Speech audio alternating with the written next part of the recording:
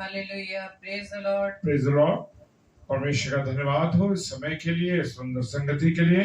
खुदा ने एक बार फिर हमको ये अवसर दिया कि हम परमेश्वर की महिमा कर सके, परमेश्वर को धन्यवाद दे सके कि उसने सुबह से लेके इस शाम तक, इस रात में हमको सलामती के साथ रखा है।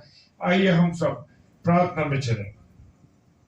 सर्वशक्तिमान पिता परमेश्वर, आपको धन्यवाद देते हैं आपकी दया दृष्टि करुणा के लिए। खुदा ने आपने संभाला, आशीष दी, बरकत दी और अपनी पनाह निगरानी में रख के इस बात को प्रकट कर दिया कि आप हमसे प्रेम करते हैं। खुदा धन्यवाद देते हैं प्रभु, जितने प्यारे हमारे भाई बहन जुड़ रहे हैं प्रभु, हर एक को आपके हाथों में देते हैं। खुदा उन सबको आशीषित कीजिए, सब पर अपना अनुग्रह दीजिए और प्रार्थना करते हैं जितने भी ऑफलाइन और ऑनलाइन देखेंगे प्रभु जी, उन सबको आशीषित कीजिए। विशेषकर आपकी बेटी मिसेस डेविड को आपके हाथों में सौंपते हैं खुदावन, कि आप दया करें और अपनी वाणी को जो आज सुनाने जा रहे हैं प्रभु, उनके माध्यम से प्रभु आपका धन्यवाद देते हैं। सब कुछ आपके हाथों में सौंपते हैं विश्वास के साथ पिताजी के सम्मुख, यीशु राजा के नाम से पवित्र आत्मा की अगुवाई में इस प्रार्थना को मांग लेते हैं। आमीन, आमीन और आमीन। Hallelujah, praise the Lord. तो आइए हम एक प्रार्थना रूपी गीत में चलें। Praise the Lord, hallelujah. मिट्टी को कुम्हार जैसे हाथों में अपने उठा के, मिट्टी को कुम्हार जैसे हाथों में अपने उठा के, रूहे कला में खुदावन गूंधे मुझे और सवारे, रूहे कला में खुदावन गूंधे मुझे और सवारे, छू मुझे छू खुदावन मुझे छू, मुझे छू खुदावन मुझे छू, मेरी जान को, मेरी रूह को, मेरे बदन को छू, मेरी जान को, मेरी रूह को, मेरे बदन को छू, छू मुझे छू खुदावन मुझे छू, मुझे छू खुदावन मुझे छू। Hallelujah, hallelujah, praise the Lord. Thank you Lord. तो आइए मेरे प्रियो, अब हम वचन की ओर चलेंगे और समय को देखते हुए जो प्रभु का कलाम आज हमें सिखाने जा रहा है, प्रभु के कलाम से इस बात को सीखेंगे। जैसे कि परसों हमने इस बात के लिए मनन किया था, थैंक यू लॉर्ड, इस बात के लिए हमने मनन किया था कि परमेश्वर के पास मेरे व आपके लिए योजना है।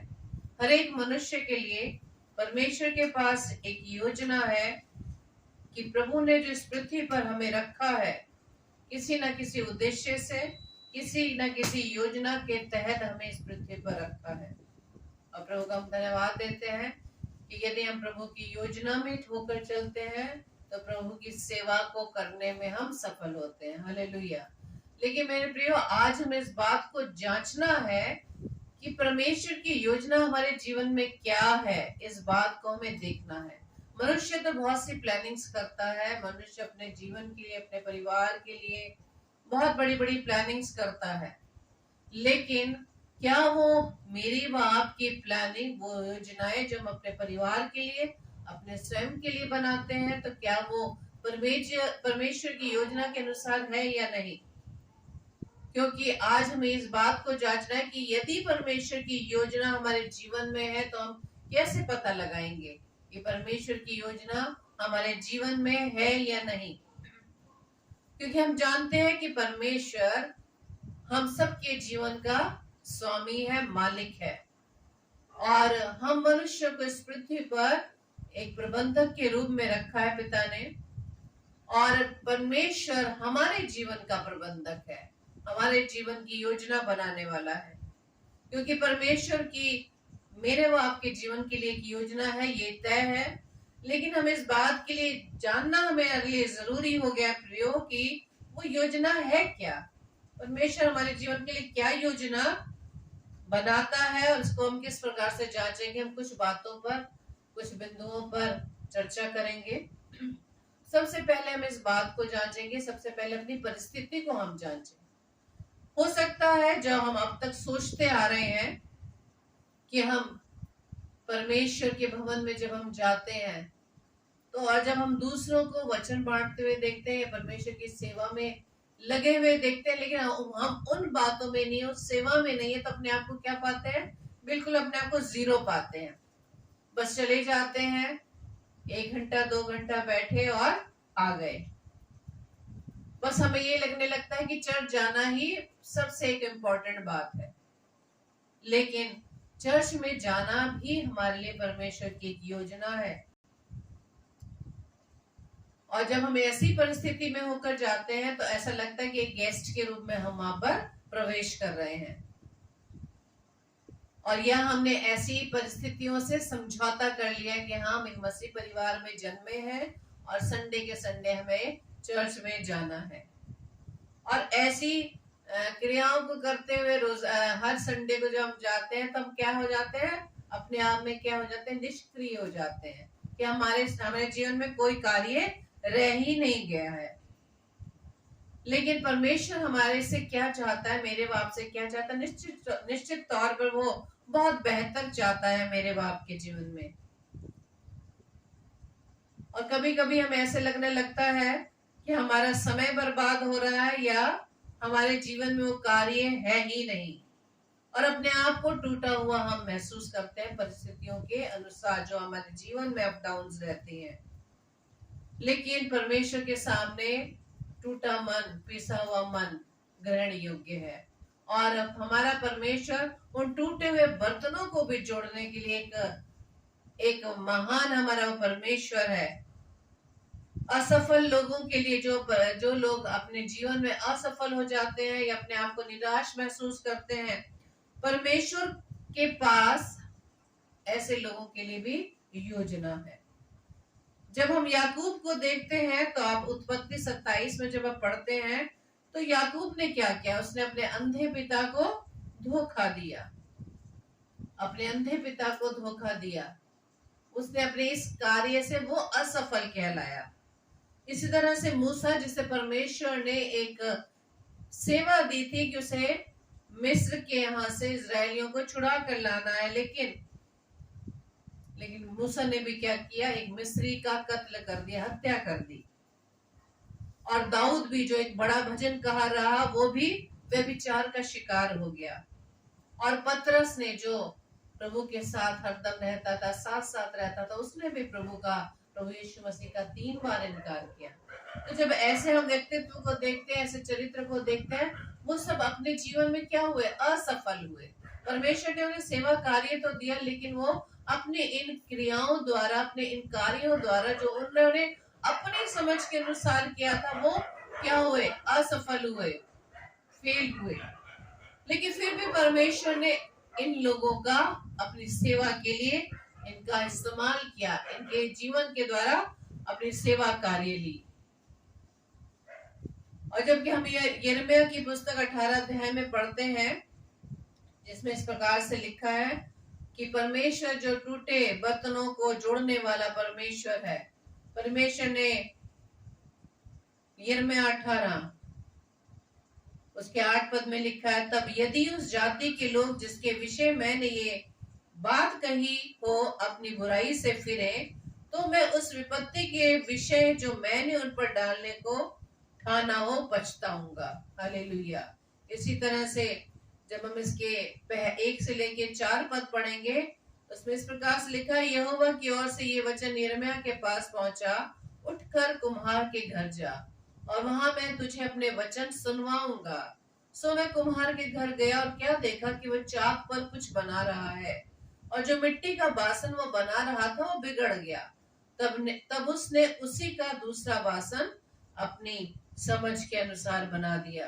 तो परमेश्वर का वचन आगे छठे पद में कहता है कि यहोवा की वाणी है कि इस कुम्हार की नाई तुम्हारे साथ क्या मैं भी काम नहीं कर सकता? जैसा मिट्टी कुम्हार के हाथ में रहती है, वैसे ही हे इज़राइल के घराने, तुम भी मेरे हाथ में हो। Hallelujah, praise the Lord. तो परमेश्वर असफल लोगों के जीवन से भी जब अपना सेवा कार्य लेना चाहता है तो वो सेवा ले लेता है। असफल लोगों के जो अपनी समझ से अपनी योजना के तहत परमेश्वर के कार्य को करने लगते हैं तो वो अपने जीवन में असफल हो जाते हैं। दूसरा बिंदु हम देखेंगे कि अपनी योजनाएं हम प्रभु पर छोड़ दें। परमेश्वर पर हम अपनी योजनाओं को छोड़ दें। मैं और आप सच में बहुत प्लानिंग्स करते हैं मेरे प्रिय, हर बात छोटी छोटी बातों के लिए जिसमें हम सफल होना चाहते हैं, लेकिन यहाँ दूसरा बिंदु जब हम देखेंगे कि हम जब अपनी योजनाएं परमेश्वर पर छोड़ देते हैं तो परमेश्वर हमें किस प्रकार से सफल करता है। तो जो लोग जो मसीह में आने से पहले अपने आप को क्या समझते थे, जब हम मसीह को पूरी रीति से नहीं जान पाते, मसीह की बातों को समझ नहीं पाते, मसीह के उस प्रेम को नहीं समझ पाते, तो हम मनुष्य अपने अनुसार ही योजना बनाने लगते हैं। लेकिन जब हम मसीह के प्रेम को समझ जाते हैं तब क्या करते हैं, तब हम परमेश्वर के हाथों में अपनी योजनाओं को देते हैं, क्योंकि हम इस बात को सीख जाते हैं जो हमारी योजना है उससे बढ़कर परमेश्वर की योजनाएं हैं। मूसा ने सोचा था कि परमेश्वर की प्रजा को मिस्र से आजाद कराने के लिए हिंसा का प्रयोग करे।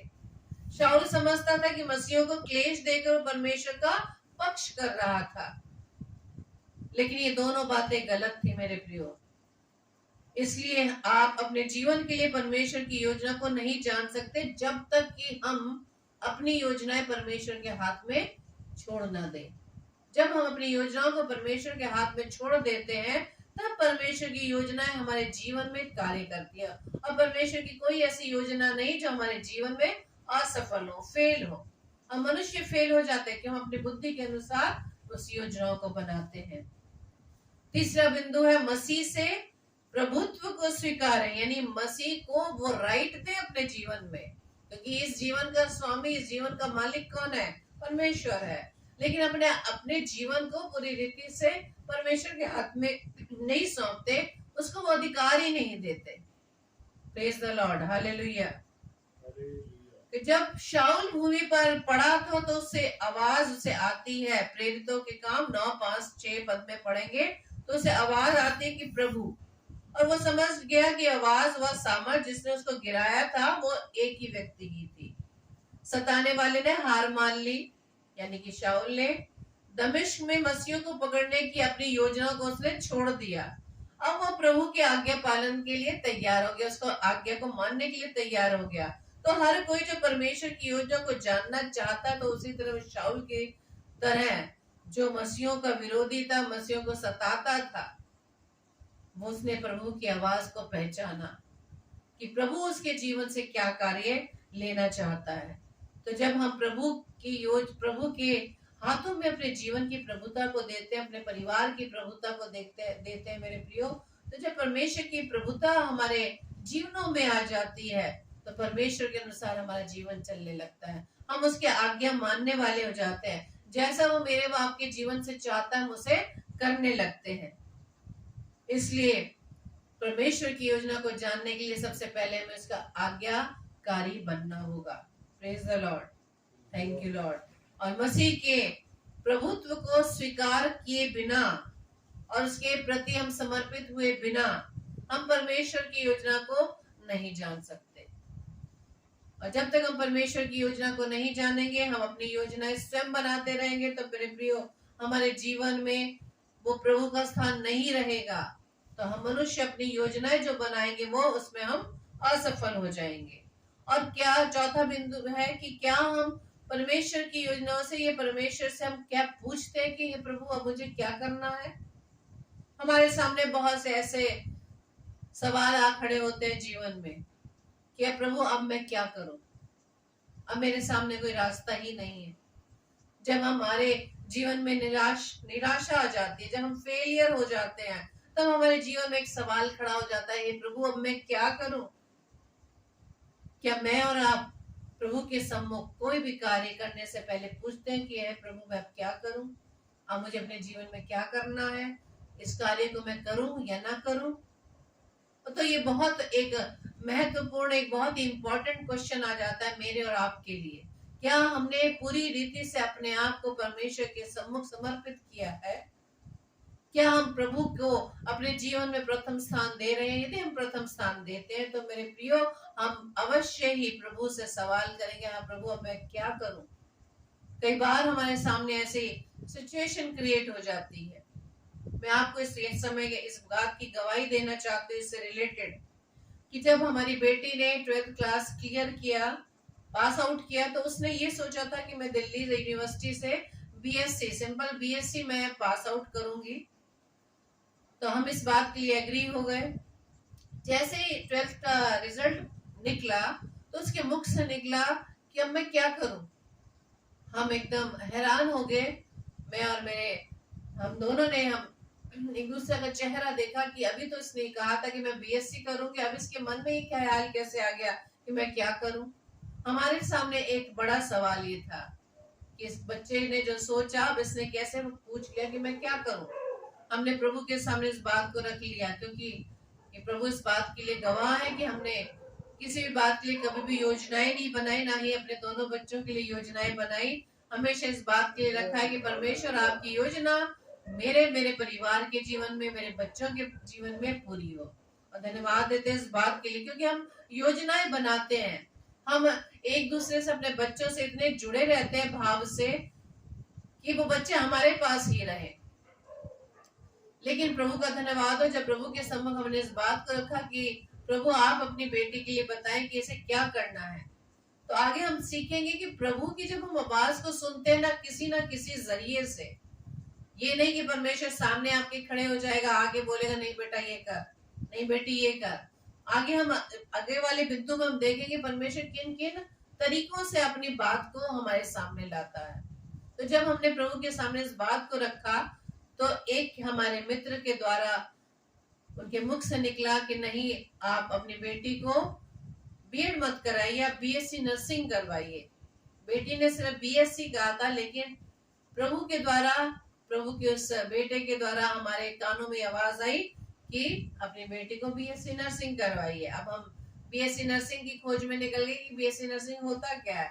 तब हमने उस मेडिकल की एजुकेशन के बारे में जानकारी ली। एक हमारे मित्र ने कहा, इसी के साथ एक और दूसरे मित्र ने के भी मुख से यही आवाज आई, उसने भी हमें यही कहा कि नहीं आप बीएससी नर्सिंग करवाइए, सबसे अच्छा है, बीएड से बेटर है। हमने प्रभु का धन्यवाद किया कि दो गवाह हमारे सामने आए। हमने इस बात को विश्वास के साथ ग्रहण किया और धन्यवाद देते पिता का कि परमेश्वर ने उस योजना को हमारे जीवन में पूरा किया। हमने क्योंकि अपनी योजनाओं को परमेश्वर के हाथ में सौंप दिया। परमेश्वर आपकी योजना हमारे जीवन में, हमारे बच्चों के जीवन में पूरा हो। धन्यवाद देते हैं कि पिता ने इस योजना को पूरा किया और अगले वर्ष वो बीएससी नर्सिंग कंप्लीट करने जा रही है। प्रभु का धन्यवाद देते। तो ये है परमेश्वर के हाथों में अपनी योजना को देना। जिस प्रकार से शाऊल ने जब प्रभु की आवाज को सुना, उसने पूछा कि हे प्रभु मैं क्या करूं। और जब हम पूछते हैं तो परमेश्वर सच में मेरे व आपके जीवन में अपनी योजना को दिखाता है। पांचवा बिंदु, परमेश्वर की योजना जब हमें पता चलती है तो हमें स्वीकार करना है। जिस प्रकार से हमने इस योजना को अपने मित्रों के मुख से परमेश्वर की आवाज को समझकर, उस पर विश्वास कर, उसके ग्रहण किया, उसको स्वीकारा और वो योजना प्रभु में कंप्लीट होने जा रही है। प्रभु का धन्यवाद। तो हमें परमेश्वर की योजना को स्वीकारने को तैयार होना है। जब हम प्रार्थना कर रहे हैं कि प्रभु जो आप हमारे जीवन में करना चाहते हैं, प्रभु हम उसे स्वीकार करते हैं, क्योंकि सभी के लिए, हर मनुष्य के जीवन में अलग अलग योजना होती है। कई बार ऐसा होता है कि हम जब दूसरों को देखते हैं कि परमेश्वर के कलाम को कितनी दिलेरी के साथ बांटते हैं, तो हमें भी मन करता है कि नहीं, हम भी प्रभु के कलाम को बांटें। हमारे जीवन में अलग अलग हमारे एक ड्रीम रहता है कि मैं ये बनूं, मैं वो बनूं, लेकिन परमेश्वर के नजर में, परमेश्वर की दृष्टि में मेरे वो आपके लिए क्या योजना बेटर है, उसे हमें स्वीकार करना है। इसके साथ ही मैं दूसरी गवाही अपने बेटे के लिए देती हूँ, क्योंकि एक माँ होने के नाते मैं अपने बच्चों से, हर एक माँ बाप अपने बच्चों से अटैच्ड होते हैं। तो मैंने यही सोचा था कि क्योंकि बीएससी वो स्टूडेंट रहा है, मैथ्स में अच्छे परसेंटेज लाने वाला स्टूडेंट रहा, तो मैंने चाहा कि हमारे यहाँ आगरा में अच्छा एजुकेशन का है, डिग्री कॉलेज है, तो यहीं से वो मैथ्स में पीएचडी कर ले और यहीं पर नौकरी करे। लेकिन परमेश्वर की योजना फर्क थी, ये मैंने अपनी योजना रखी, लेकिन परमेश्वर की योजना उसके जीवन में अलग थी। उसने उस बात को नहीं स्वीकारा कि नहीं, मुझे टीचिंग लाइन में नहीं आना, मुझे सिर्फ अपने यूपीएससी एग्जाम की तैयारी करनी है। मैंने उसके मुख से जो आवाज सुनी कि मैं इतने दिनों से, इतने टाइम से उससे ये मैं उस पर प्रेशर डाल रही थी, नहीं बेटा तुम आगे पीएचडी कर लो, नेट कर लो और एमएससी मैथ्स कर लो, आपको यही अच्छी नौकरी जॉब मिल जाएगी, लेक्चरर बन जाओगे। लेकिन नहीं, मैंने सोचा था, मेरी योजना थी, लेकिन नहीं, हमने परमेश्वर की योजना को स्वीकारा। बेटे के मुख से निकला नहीं, मुझे यूपीएससी की तैयारी करनी है, मुझे दिल्ली जाकर पढ़ाई करनी है। उस बात को हमने स्वीकारा, तैयार हो गए और अपने लिए मैंने प्रार्थना उसी दिन से करना स्टार्ट कर दिया, क्योंकि मैं बहुत ज्यादा जल्दी से घबरा जाया करती थी। अगर बच्चे 10-15 मिनट लेट भी आते थे तो बहुत घबराहट होने लगती थी। लेकिन उसी वक्त से मैंने उसी जिस दिन उसका, जिस रात उसने मुझे कहा नहीं मम्मी मुझे बाहर जाने देना, मैंने हाँ बोल दिया परमेश्वर के सामने। मैंने अपने लिए प्रार्थना करनी स्टार्ट की कि प्रभु आप ही इस योजना को, आपकी योजना आप ही पूरा करें और मुझे संभाले, कि मैं उन आपकी योजना के बीच में बाधक ना हूं। और धन्यवाद देते पिता परमेश्वर का कि प्रभु ने किस तरह से उसे आगे बढ़ाया, मुझे संभाला, कोई घबराहट नहीं, और परमेश्वर की उस योजना को हमने स्वीकारा। तो इसी तरह प्रियो, हर एक व्यक्ति अपने लिए कुछ ना कुछ सोचता है कि मैं ये बनूं, मैं वो बनूं, लेकिन परमेश्वर की नजर में मेरे व आपके लिए जो योजना होती है बेस्ट होती है। Hallelujah, praise the Lord. क्योंकि मैं अगर मान लेती हूँ कि मुझे टीचर बनना है, या बच्चे ने सोचा नहीं मुझे टीचर नहीं बनना, हो सकता है परमेश्वर मुझे एक अच्छा पास्टर बनाना चाहता हो, एक अच्छा प्रचारक बनाना चाहता हो, उसकी योजना के तहत अपने जीवन को हमें रखना है। मेरे प्रियो, कि परमेश्वर ने शाऊल को एक बड़ा प्रेरित व लेखक बनाया, शाऊल का जीवन जानते हैं, परंतु हनन्याह दमिश्क की मंडली का एक अज्ञात सदस्य ही रह गया। शमौन पतरस प्रसिद्ध हो गया, लेकिन उसका भाई अंद्रयास प्रसिद्ध नहीं हुआ। जबकि अंद्रयास पतरस को प्रभु यीशु मसीह के पास लेकर आया और हनन्याह ने शाऊल को मसीहत के लिए पहले कदम सिखाए। जो लाने वाले थे उनके द्वारा परमेश्वर ने इतना सेवाएं नहीं ली, लेकिन शाऊल के द्वारा, पतरस के द्वारा परमेश्वर ने सेवाएं ली। Hallelujah, praise the Lord. ये है परमेश्वर की योजना, जब से हम स्वीकार करके उसको मानने के लिए तैयार हो जाते हैं। छठा बिंदु जो मैंने अभी बात बोली थी कि जब हम परमेश्वर की आवाज, कैसे हमें पता चलेगा कि परमेश्वर की आवाज है। परमेश्वर कई तरीकों से अपनी आवाज को मेरे व आपके तक पहुंचाता है। तो छठा बिंदु है कि परमेश्वर की आवाज को हम सुने, क्योंकि परमेश्वर ने हमारे जीवन में योजना के लिए योजना बना रखी है, और हम जब पूछते हैं कि परमेश्वर मैं क्या करूं, तो उसका उत्तर भी प्रभु देता है। मेरे प्रियो, ऐसा नहीं कि वो हमारे उस सवाल का जवाब नहीं देता, सवाल का जवाब देता है, लेकिन सुनने के लिए हमें तैयार होना है। परमेश्वर कई तरीकों से उत्तर देता है। पहला, कि परमेश्वर की आवाज हमें किस प्रकार सुनाई देती है। अगर हम प्रेरितों के काम 22:10 में पढ़ेंगे, तब मैंने कहा हे प्रभु मैं क्या करूं। प्रभु ने मुझसे कहा उठकर दमिश्क में जा, और जो कुछ तेरे करने के लिए ठहराया गया है वह तुझसे सब कह दिया जाएगा। Praise the Lord.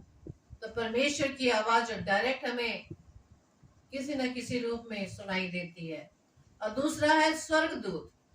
प्रेरितों के काम 8:26।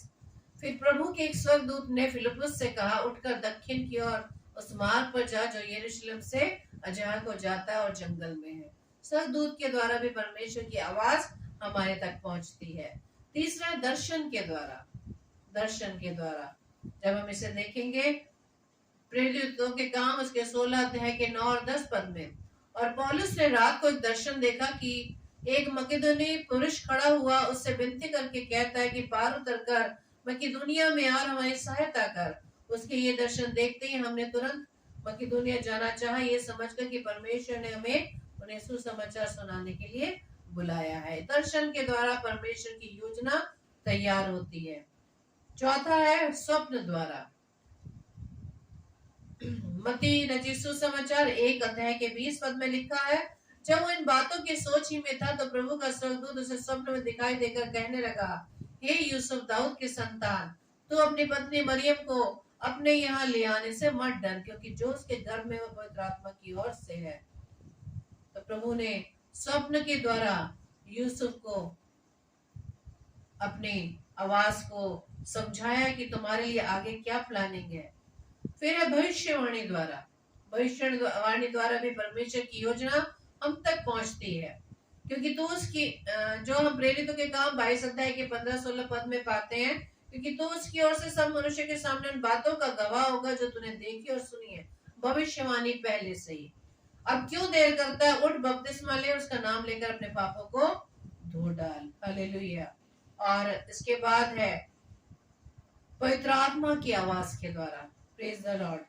पवित्र आत्मा की आवाज के द्वारा प्रेरितों के काम 13 अध्याय 2 पद में जब वे उपवास सहित प्रभु की उपासना कर रहे थे तो पवित्र आत्मा ने कहा, मेरे निमित्त बरनबास और शाऊल को उस काम के लिए अलग करो जिसके लिए मैंने बुलाया है। इसी तरह से प्रेरितों के काम 8:29 में लिखा है, तब आत्मा ने फिलिप्पुस से कहा, निकट जाकर इस रथ के साथ हो ले। Praise the Lord. क्या मैं और आप पवित्र आत्मा की आवाज को सुन पाते हैं, या पवित्र आत्मा की उपस्थिति ही नहीं हम अपने जीवन में पाते हैं? अभी तक हम पवित्र आत्मा को इनवाइट करते रहते हैं, जबकि पवित्र आत्मा मेरे व आपके अंदर है। परमेश्वर का आत्मा मेरे व आपके अंदर है। परमेश्वर के ने हमें अरे जीवन में अपना श्वास फूका है मेरे प्रियो, यही पवित्र आत्मा है। लेकिन हम पवित्र आत्मा की आवाज को नकार देते हैं मेरे प्रियो। Praise the Lord. प्रभु यीशु मसीह ने स्वर्गारोहण के समय जाते समय क्या कहा था कि मैं जाता हूँ, लेकिन मैं अपने पिता से विनती करूंगा कि तुम्हारे लिए वो क्या देगा, एक पवित्र आत्मा जो सहायक के रूप में देगा। आज हम पवित्र आत्मा से सहायता नहीं मांगते, पवित्र आत्मा की अगुवाई नहीं चाहते, हम पवित्र आत्मा को शोकित करते हैं मेरे प्रियो। उसकी प्रेजेंस को हम महसूस ही नहीं करते कि हाँ मेरे व आपके पास परमेश्वर का आत्मा है, वो पवित्र आत्मा जो हमें गाइड करता है। Praise the Lord. और यदि आपको या मुझे जब हम परमेश्वर के सम्मुख कोई प्रश्न रखते हैं, कोई हम अपनी हालात या सिचुएशन रखते हैं, जब हमें उत्तर तुरंत नहीं मिलता तो हमें निराश होने की जरूरत नहीं है मेरे प्रियो। इंतजार करें, धीरज धरें। बहुत से कैरेक्टर्स आपने बाइबल में पढ़े होंगे कि उन्हें अपनी प्रार्थना का उत्तर तुरंत नहीं मिला, क्योंकि हमें इस बात को याद रखना है मेरे बाद जीवन का जो मालिक है वो कौन है, मास्टर कौन है, मेरा वो आपका पिता परमेश्वर। और जब उत्तर मिल जाता हो हमें ये भी देखना है कि जो वचन है उसकी हमारी समझ के विपरीत तो नहीं, लेकिन हमें जब परमेश्वर की योजना के बारे में पता चल जाता है तो उसको हमें आज्ञाकारिता से मानना है, तब जाकर हमारे जीवन में सभी कार्य सफल होंगे। Praise the Lord. Thank you Lord. जैसे कि प्रेरितों के काम में उसके 9वें अध्याय में लिखा है, और शाऊल जो अब तक प्रभु के चेलों को धमकाने और घात करने की धुन में था, महायाजक के पास गया और उससे दमिश्क के आराधनालयों के नाम पर इस अभिप्राय की चिट्ठियां मांगी कि क्या पुरुष क्या स्त्री जिन्हें वो इस पथ पर पाए उन्हें बांध कर यरूशलेम में ले आए।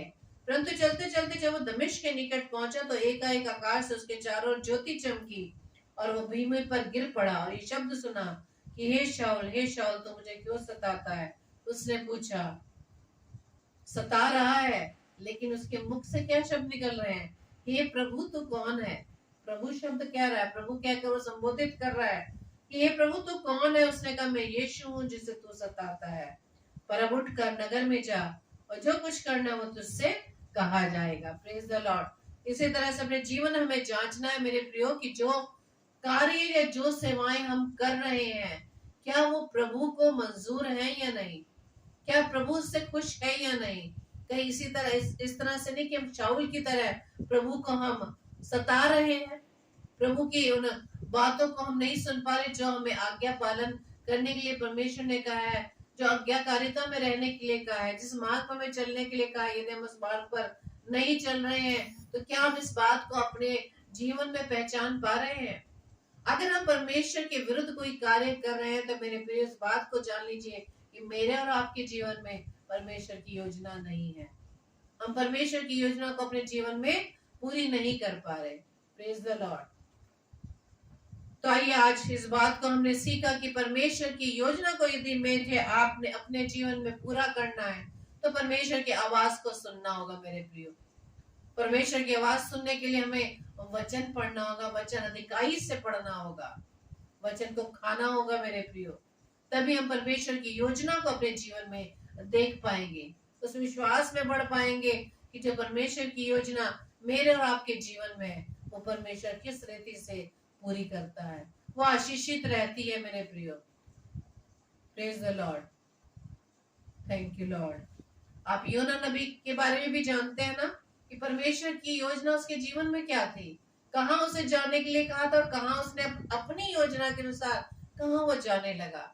लेकिन परमेश्वर ने उसे पकड़ा क्योंकि परमेश्वर चाहता था कि उसके जीवन से उसकी सेवा का वो कार्य पूरा हो। और वो तर्शीश से खींचकर कहां ले आया, वही निनवे शहर में जहां उसे जाना था। ये है परमेश्वर की योजना। तो आइए हम इस बात को परमेश्वर के सामने रखें कि परमेश्वर आपकी योजना मेरे जीवन में पूरी होने पाए। प्रभु आप सबको बहुतायत से आशीषित करे। जय मसीह। Praise the Lord, hallelujah. परमेश्वर का धन्यवाद हो।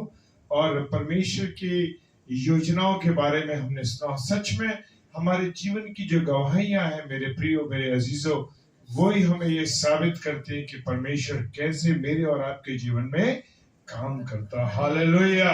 सच में वो अद्भुत है मेरे प्रियो, अद्भुत है। खुदा का योजना मनुष्य की योजना से अलग है।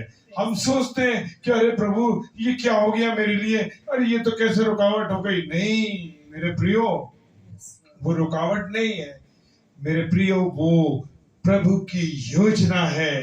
वो आपको उत्तम नहीं सर्वोत्तम देना चाहता। Praise the Lord. यस, वो उत्तम नहीं देना चाहता, आपको सर्वोत्तम देना चाहता है। मेरा और आपका खुदा सर्वोत्तम देना चाहता। हालेलुया। तो आइए हम सब आनंदित होके प्रभु के चरणों में नम्रता के साथ आ जाएं। Praise the Lord, hallelujah. चलिए प्रार्थना में चलेंगे।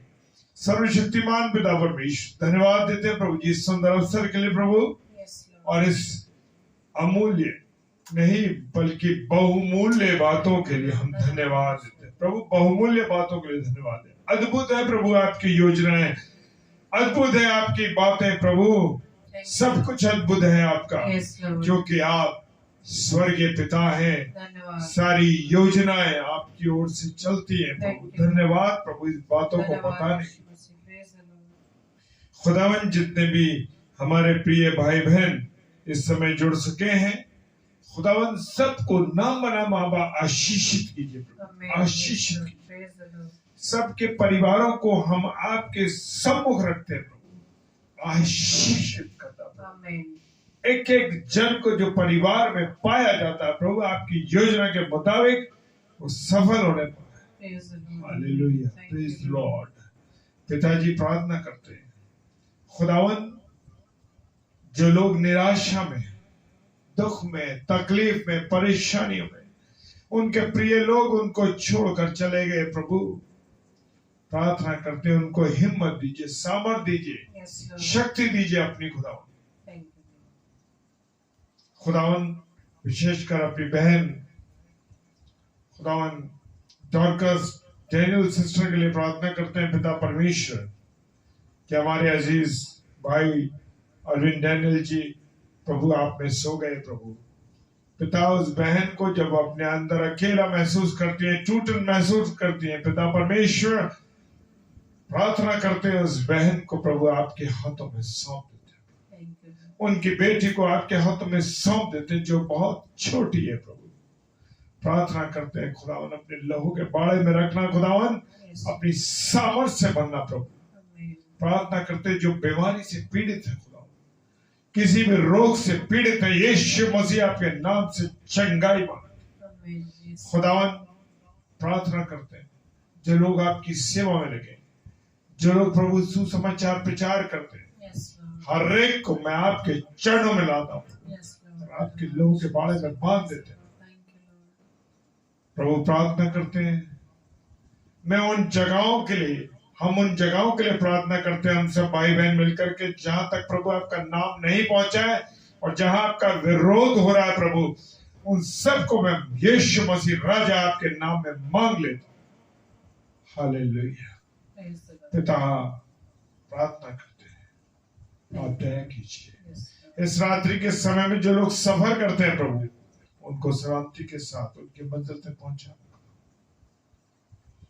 खुदावन किसी के जीवन में कोई रुकावट, तकलीफ, परेशानी है प्रभु, यीशु मसीह आपके नाम से सारे बंधनों को मैं तोड़ देता हूं। हालेलुया। प्रार्थना करते हैं पिता परमेश्वर आज की सुंदर वाणी के लिए प्रभु, जो प्रभु आपने अपनी दासी के माध्यम से कहलवाई, इसके लिए धन्यवाद। जहां भी ये बीज गिरता है प्रभु, प्रभु वहां पर हजार गुना प्रभु फलवंत होने पर सारी चीजों को आपके हाथों में सौंपते विश्वास के साथ पिताजी के सम्मुख यीशु राजा के नाम से पवित्र आत्मा की अगुवाई में इस प्रार्थना को मांग लेते हैं। आमीन, आमीन और आमीन। Hallelujah, praise the Lord. और कल के लिए सूचना है, बड़े आनंद की बात है कि हमारे जो ये पेज है, इस पेज पे प्रभु के लोग आनंद के साथ, खुशी के साथ आते हैं। मैं और Mrs David, Mrs Shabnam David मिलके आप सब प्रिय भाई बहनों के साथ उन सबका स्वागत करते हैं। हालेलुया, प्रभु का धन्यवाद हो। और बड़े खुशी और आनंद के साथ मैं एक बात बताना चाहता हूं कि हम अब तक जो भाई बहन आ रहे हैं उन सब के लिए धन्यवाद देते हैं, और जो आ रहे हैं और उनके लिए भी धन्यवाद देते हैं। और अब कल के दिन यानी 14 सितंबर को 7 से 8 सिस्टर निताशा, जो कि हमारी बहन पाकुड़ जिले से हैं, हम उनके जीवन को परमेश्वर के हाथ में सौंपते हैं कि कल उनके द्वारा 7 से 8 परमेश्वर की वाणी को सुनेंगे। और बड़ी खुशी की बात है कि 9 से 10 रेवरेंड ऑलविन पॉल, जो कि प्रथम बार हमारे पेज आगरा मसीह मंडली पर आ रहे हैं, जो कि लाहौर पाकिस्तान से हैं। Praise the Lord. परमेश्वर का धन्यवाद देता हूं पास्टर साहब के जीवन के लिए कि उन्होंने निमंत्रण को स्वीकार किया और आगरा मसीह मंडली पेज पर वो आ रहे हैं। ये हमारे पास्टर साहब पास्टर ऑलविन पॉल लाहौर पाकिस्तान से हैं। और मैं आपसे निवेदन करता हूं कि इन दोनों भाई बहनों के लिए आप प्रार्थना कीजिए और उनका स्वागत कीजिए रात में 7 से 8 और 9 से 10। और डेली डिवोशन में हम सब एक बार फिर से कर मिलेंगे, आनंद के साथ, खुशी के साथ परमेश्वर की बातों पर मनन करेंगे, क्योंकि वचन कहता है कि साथ रोटी तोड़ना जरूरी है भाई बहनों का। Praise the Lord. और रोटी क्या है? वचन की रोटी। Praise the Lord. जब हम वचन की रोटी तोड़ते हैं मेरे प्रियो, तो एक आनंद मिलता है, खुशी मिलती है, सामर्थ मिलती है। और इस बात का अनुभव आप लोग भी अपने जीवन में पा रहे हैं, ये मैं विश्वास करता हूँ। Hallelujah, praise the Lord. जय मसीह की। खुदावंद आप सबों को बहुत बहुत और बहुत आशीष दे। Hallelujah, praise the Lord. जय मसीह की।